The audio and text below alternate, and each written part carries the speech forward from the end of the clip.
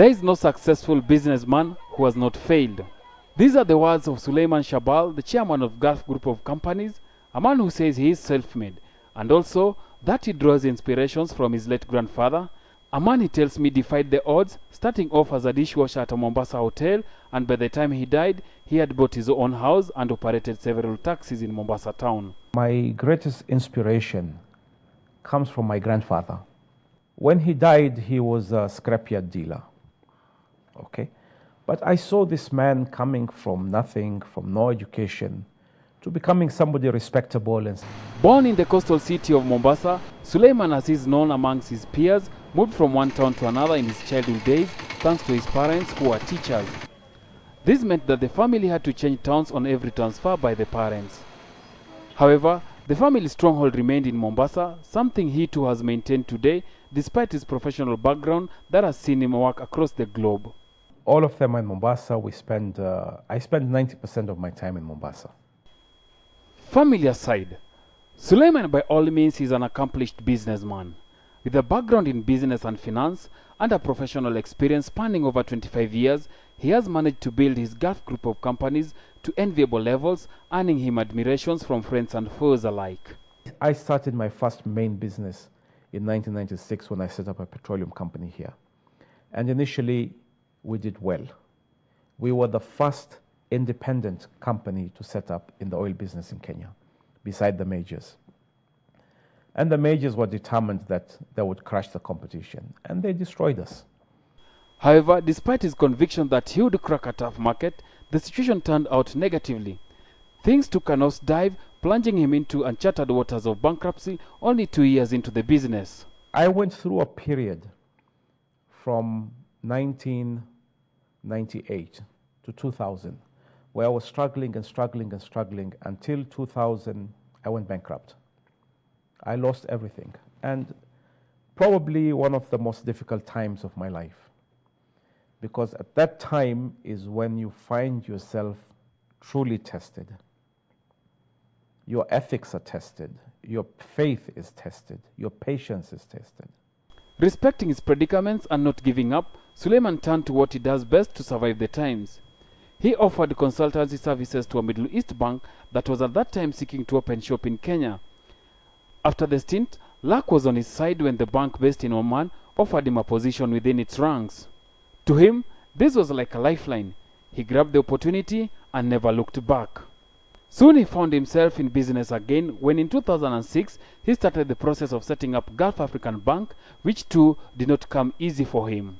You see, the first challenge really was the fact that we were trying to set up an Islamic bank.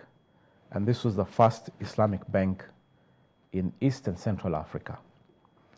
So when we went to the regulators, they were not very positive about the idea. This is something new to them. This is something that they were not familiar with. Politically, it wasn't acceptable. Beating the challenges in setting up the bank, Suleiman once again set his mind on the petroleum industry. Determined not to be cowed by his initial tribulations, Gulf Energy was born and is today a leading importer of crude oil in Kenya. The petroleum industry, I went into it because that's where I was before, and I lost money in that. So the challenge of coming back and redoing it again was always there. I just refused to lose in this game. So I came back into this business, linked up with some very smart, capable young people, and we restarted the business. Today, the Gulf brand has grown in folds, touching on key sectors of the economy from real estate to investment banking. We have a number of businesses. Number one, we're in banking with Gulf African Bank. Then we have a petroleum company called Gulf Energy. Gulf Energy, we started in 2005. Today, in 2012, we are one of the largest companies in Kenya. In 2010 and 2011, we were the largest importers into Kenya. Then we have a company called Gulf Property, which is in property development. We have a company called Gulf Cap, which is an investment advisory company. And the most important thing is all of these businesses are run by Kenyans, professionally run by different people. Apart from being a businessman, Suleiman is also an avid reader, as he explains to me. It is through his reading that he has sharpened his skills in business and of late politics. These are some of the few books. Actually, my main library is back at home in Mombasa. But one thing that is today common, especially in the coastal towns, is that Suleiman has thrown his heart into the ring and is contesting for the position of the governor, Mombasa County. So I asked why him, an astute businessman of good standings, would go into politics, often considered to be a dirty game. This is not, your typical successful businessman looking for something more exciting to do. No. Mombasa is my hometown. I grew up there. My family is there. I'm running for governor of Mombasa because I believe I have the ideas needed to change our city. I look at our city today. I look at Mombasa today. And Mombasa has become a dump yard. Mombasa has basically become one big major slum.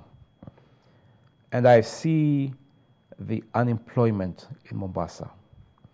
And I see the struggling businesses. And I see the collapsing infrastructure, the failing healthcare. And I cannot accept this anymore. In his years as a businessman, Suleiman says he has learned key lessons that drives him to success. This has also shaped his view of the word success, which to many people would mean acquiring more wealth. Success doesn't come from money. Success comes from having good ideas and the drive to implement them. There is no successful businessman who has not had his share of failures. When I look back at my life, I am more proud of the times I failed than the successes that I had. With what can be called a business empire, Suleiman insists he does not measure his wealth by the net worth. However, he does this by the impact it creates in the Kenyan economy, touching on the lives of different people across the country. It's a great sense of achievement. More important for me when I walk into the bank and I see so many people working, I get a great sense of satisfaction that we created work for all these people. Success behind the Gulf Group of companies is because our ethics are run on professionalism.